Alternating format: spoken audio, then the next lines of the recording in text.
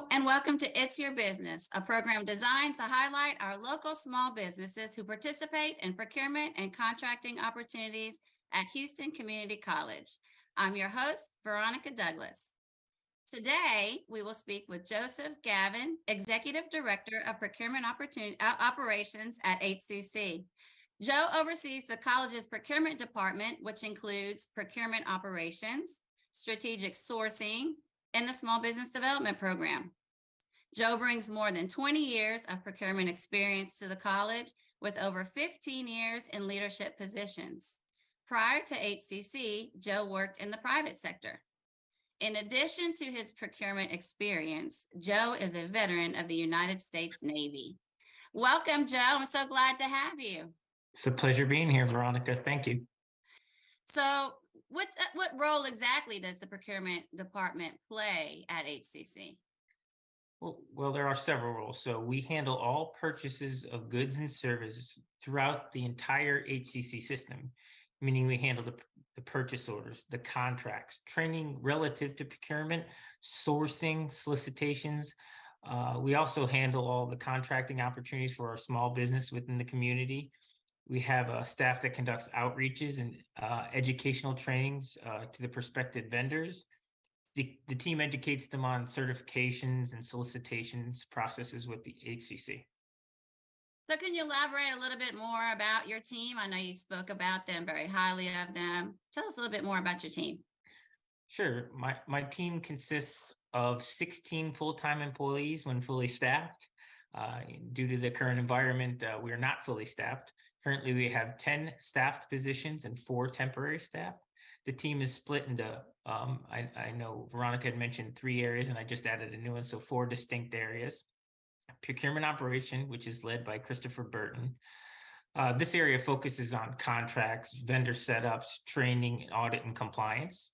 I have Strategic Sourcing, which is led by Carrie Doucette.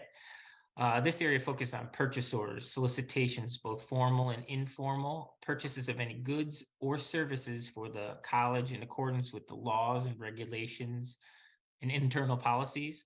They also handle questions from internal and external clients. I have the Small Business Development Program, which is led by Miss Veronica Douglas. This area focuses on everything small businesses, outreaches to the supplier community and stakeholders. This group focuses on engaging small businesses for contract opportunities. She also handles the payments side of things to ensure that the small businesses ensure that the primes pay the small businesses their portion of the percentage that they have in their contracts.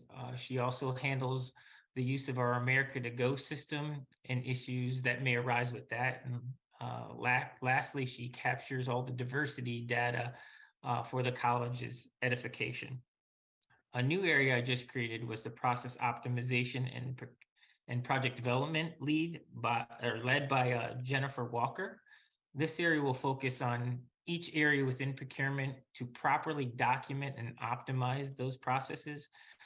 As I stated earlier, we're running pretty thin, but we needed to keep the machine running and somebody to be looking and finalizing projects from start to finish for us. Well, you mentioned America to Go. Since you mentioned that, let's go ahead and talk a little bit about that. What exactly is America to Go? America to Go is our, how can I put it? Our system which we use to get food to on site on all the campuses. So this system helps us being procurement, ensure that all of these vendors have the proper insurances, in order to come on campus, and they keep the proper cleanliness in their establishments. They ensure that these people are on board. This helps onboard it, and we roughly have about 50 to 60 individuals on this system.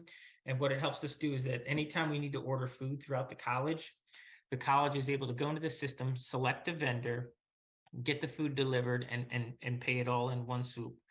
If not, due to laws and regulations, we would have to go out and get three bids from 3 different vendors, and it just becomes a real nightmare. So this helps ease the process for everyone. So can anyone that's in catering participate potentially? I'm not sure I understand that question. Is it open to all caterers to participate at yeah. their will? Yeah, so it's another great point. So if there's someone that's not on our list, they need just to mention that to my staff, Veronica, and she will go out and work with America to Go to get these vendors or caterers or restaurants on the portal so that we're able to use them. All right, so let's switch gears a little bit and talk about the upcoming Access to HCC Procurement Expo. Tell us a little bit about that. Okay, so Access to HCC is our procurement expo that we do every year. This will be my 4th year hosting it, so I'm very excited.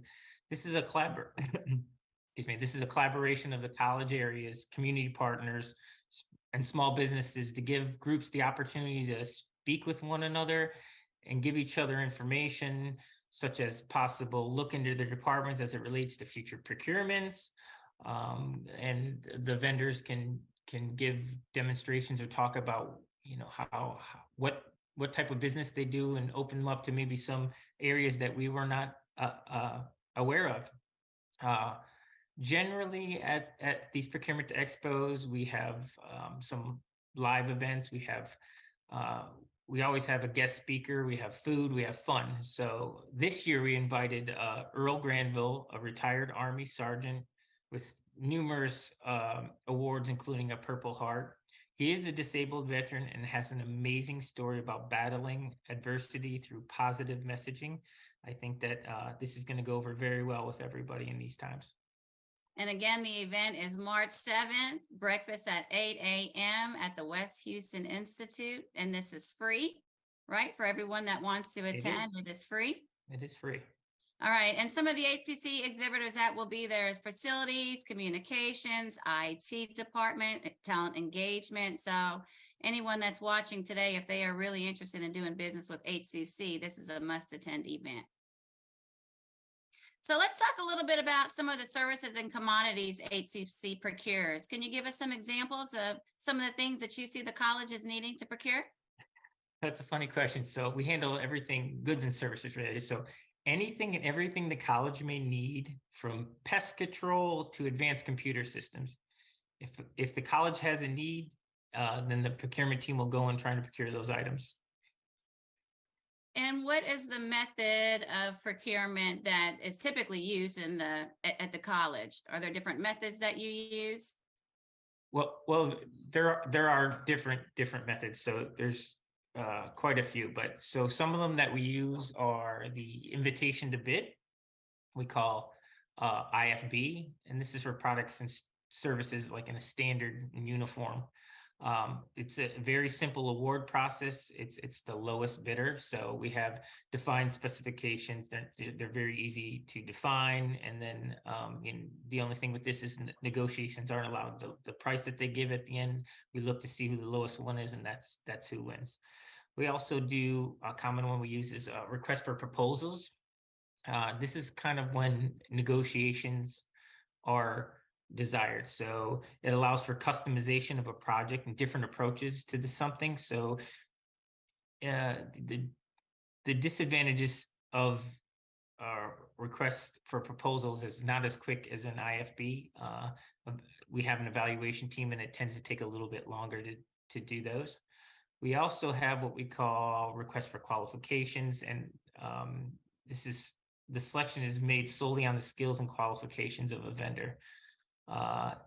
So it's really an experience-based method, and it's a 2-step process. They'll be selected before a price is negotiation. So we'll say these people have valid qualifications, and then we'll look at prices of the second phase. These are the general ones that we use commonly throughout here at HCC. Are there a certain dollar thresholds where these different procurement methods come into play? Well, we do have certain thresholds, so I'll go through those. But generally, we have what we call an informal and a formal. So informal means anything basically under 50,000, and then over 50,000 would be a formal procurement, which means you'll go out to the masses. It'll be a formal solicitation. Will be posted on our bonfire website. But taking a step back to the thresholds, we have certain thresholds within the college, and we have an aggregate rule. So the aggregate rule is grouping together the demand for a common good or purchased or service. So you could have something that's $5,000, but we may purchase it a whole bunch, so that you have to add them all together. So understanding that aggregate rule, purchases with an aggregate that's under 10,000 only require one quote. Purchases requests that are 10,000 to 49,999. Those are what we call our informal. We have to go out and we'll get 3 proposals on those. And then, as I stated earlier, it gets formal when we get over the 50,000 threshold. And for formal solicitations, I know you mentioned something about bonfire. Can you tell us a little bit about that, or how a vendor can register on the bonfire portal? Sure. So I love this tool. So this procurement just recently added this, I believe it was last year. It's a fantastic tool. It's called Bonfire. We mention it in all of the pre-bid meetings that we do. We encourage prospective bidders to register within this tool, the tool will, when the vendors enter, they put in their commodity codes. So when the opportunities arise within the college, we go to the system and we say, okay, who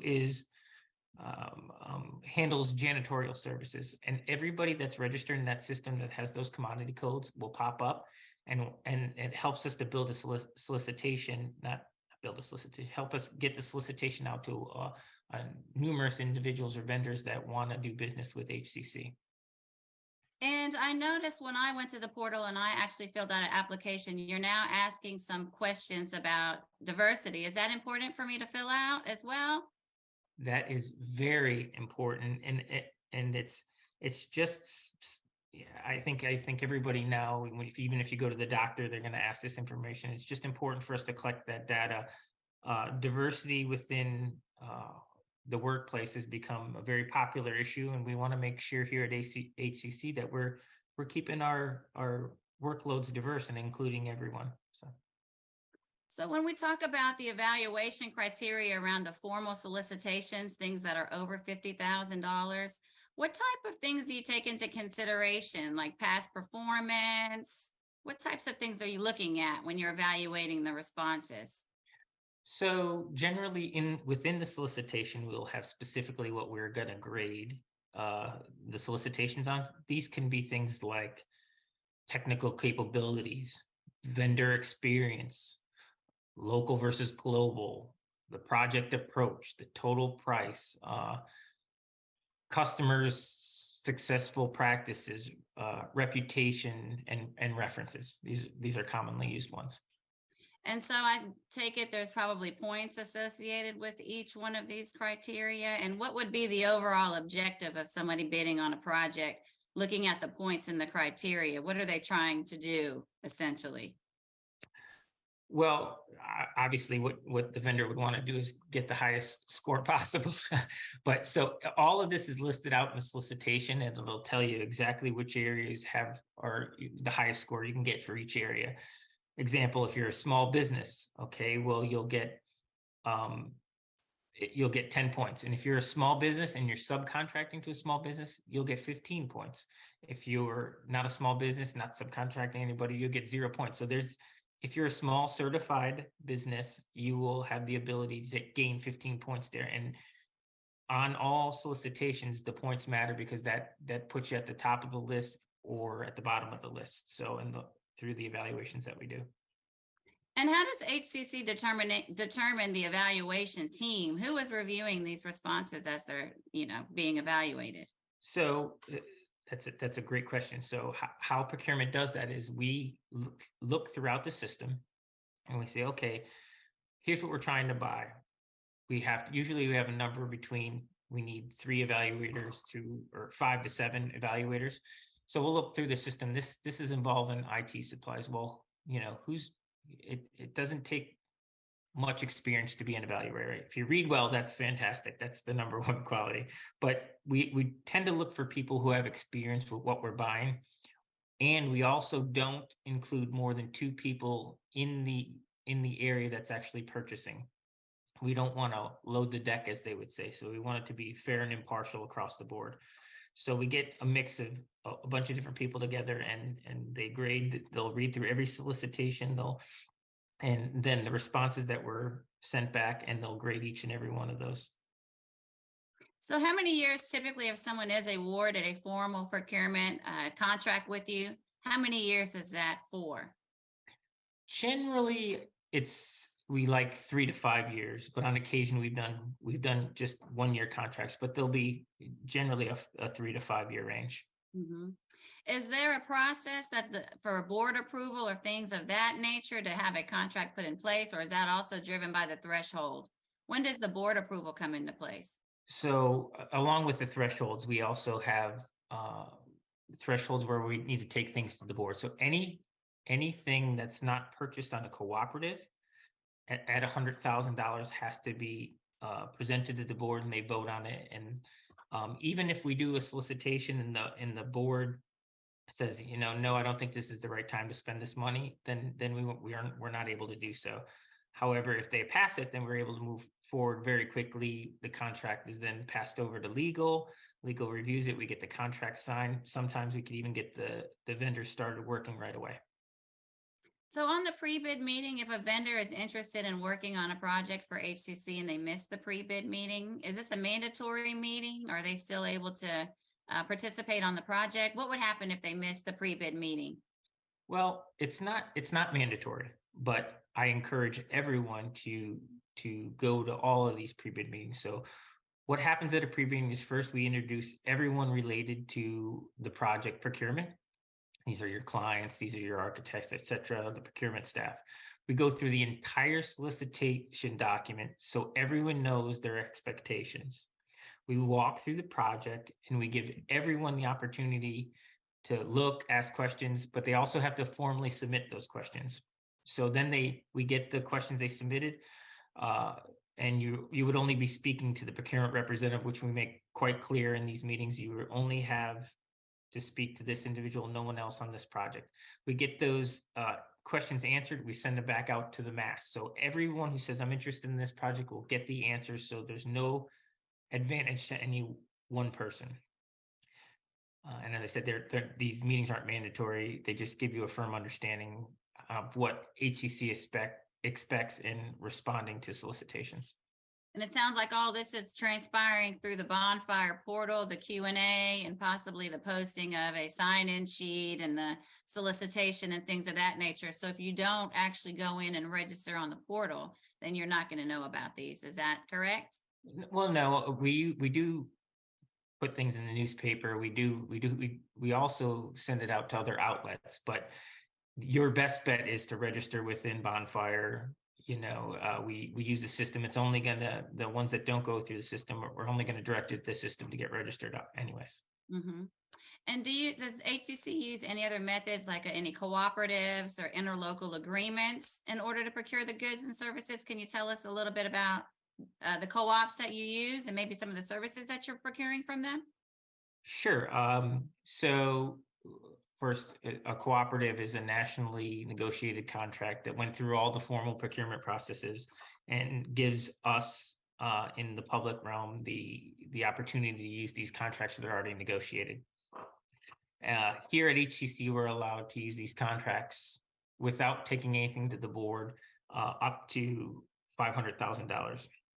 They're not required. It's just an opportunity. Sometimes when we have to move fast. We have to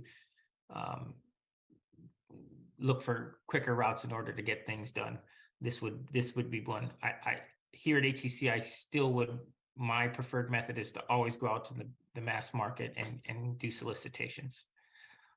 Some of the cooperatives that we use currently are for purchases of I believe it's Microsoft. We use a small business, but it's on a cooperative, and we run everything through there.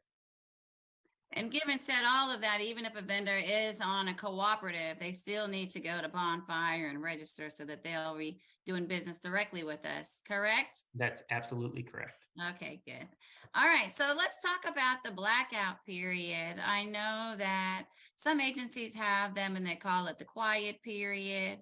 HCC procurement has what's known as the blackout period. Can you tell us what that is and why that's in place? Sure. This is where proposed vendors consider responding to a current solicitation, and they read the solicitation and certify that they read and understand the agreement and are bound to the communications policy set forth in the solicitation document. What this means is that they will only communicate with and only with the buyer of record. Violation of the blackout period is considered an unethical conduct and will be handled in such matter with regard to all applicable federal and state laws, regulations, local occurrences, policies, and procurement procedures. So meaning that if you're trying to get more details on a job or work your way in, this is what we consider unethical. We want everybody to stay on a level playing field, which is why we route all information through one individual who's on my staff. And how easy it is to find that information for that individual? Is it posted on our website or in the solicitation? How do we know who to go to? The buyer of record is on every solicitation that goes out, and it's stated very clearly the buyer of record is so-and-so. And all communications will run through that individual. So if a vendor is approached about providing a good or service to the college and work has started and they have not received a purchase order or a P card, generally what does that mean, both for the vendor and internally? Well, that is considered an unauthorized purchase. A vendor should never do business without a PO. We do have instances where a P card is valid, but those run through procurement and are decided on a case-by-case basis. We have some one-time exception forms that we can fill out internally, and then we can use those. But a requisition and PO is our preferred method and the method that should always be used internally. So can you give some of our, viewers and, bidders interested in doing business with us some tips on staying in the game when bidding on our projects at HCC? Well, I think I could probably talk all day, but there are two very, very important tips I can give. One is if there's a pre-bid meeting, attend the pre-bid meeting. You learn a lot just being there, knowing who your competition is, understanding in detail. I looked at this, I saw what I have to do, I fully understand it. It gives us better questions. It clears up things for everyone in the solicitation. So my first tip would be attend all the pre-bid meetings. Secondly, and I think the most important is that, sometimes this works out, sometimes it don't, that you get these jobs. But I think if you ask for a debriefing through the supplier or through the buyer of record after the solicitation closes, this is a good opportunity for you to talk and discuss, hey, this is the reasons why you didn't make the bar this time, and these are things that you can improve on. And I like the idea of a debrief too. Now that needs to take place 30 days after the contract is awarded. When can they request that debrief for a formal solicitation? Yeah, so that's a great question. So we consider the item closed 30 days after the contract is signed. So once that happens, you can request the debrief, or you can request it earlier, and then once it closes, the staff will follow up and we'll set that up. And I've sat in quite a few of those with your staff, and I think it's very helpful to the business community. So we say thank you for taking the time out and having your staff meet with our bidders. One other thing I want to talk about that I think that is really helpful in the vendors trying to do business with us is the certification and the small business development program and how we really work to meet the 35% goal. So can you elaborate a little bit more on the program itself, the small business program, and the things that we're doing in order to meet the goals of the college? Sure. So as I talked about earlier, small business engages the community, our prospective vendors. We educate them through outreaches, trainings. One thing you just spoke about is our percentage. So we have a percentage that the college is required to meet every year, which is 35% small business engagement. We've managed to reach that every year, even in the years of COVID. So well done. How we publicize this is in the solicitations. Generally, there's there's almost always a portion that says the amount of small business participation for this project is X. X meaning 25, 35%. Generally, we don't go over that. However, doesn't mean that you can't do more than that. So we're asking if you could get at least that much, but it'd be very beneficial to the college if you exceed it. You can put as many people as you want that you plan on doing business with. You just have to know that after that, if you're awarded that, you have to go back and put in the percentage that each small business will get once that contract is finalized. And the expo as well is another great tip for vendors that are interested in doing business with us, because they'll have the opportunity to engage, face to face, since we're going to be face to face only this year with some of our high level departments. Who are some of our high end users? Who do we purchase the most for within HCC? So we have two departments that really purchase a lot of goods and services throughout the college, and that's our facilities group with all the construction and maintenance that goes on, and then our IT group with the computers, the amount of staff, schooling and such. And they're going to be both on site at the expo, there to talk to all of the vendors interested in doing business with us. That's correct. All right, Joe, it has been a pleasure talking with you this morning. In closing, can you give us a few words and also tell us what the HCC Procurement's website is? Sure. A few words. It's very important that most important thing is that to attend the trainings that we provide and share information with us, experiences, good, bad, ugly.